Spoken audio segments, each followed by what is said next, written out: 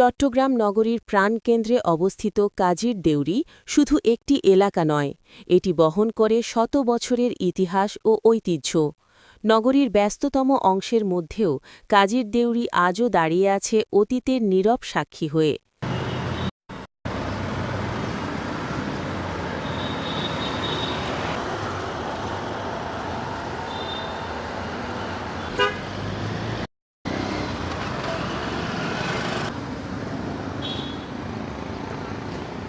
ইতিহাসবিদদের মতে ব্রিটিশ শাসনামলে এই এলাকাটি প্রশাসনিক ও বাণিজ্যিকভাবে গুরুত্বপূর্ণ ছিল।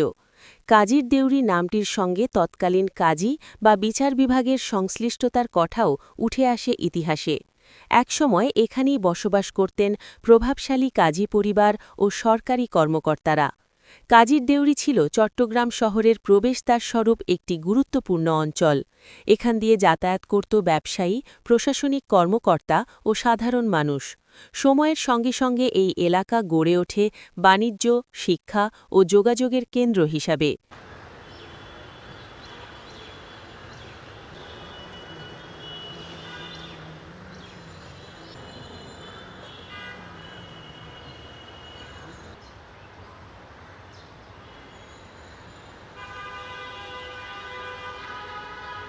বর্তমানে কাজের দেউরি আধুনিক নগর জীবনের অংশ হলেও এর প্রতিটি অলিগলি যেন ইতিহাসের কথা বলে।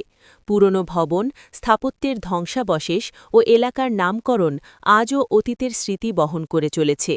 স্থানীয়দের মতে যথাযথ সংরক্ষণ ও গবেষণার মাধ্যমে কাজীর দেউরির ইতিহাস নতুন প্রজন্মের কাছে তুলে ধরা জরুরি। ঐতিহ্য রক্ষায় প্রয়োজন সরকারি ও বেসরকারি উদ্যোগ।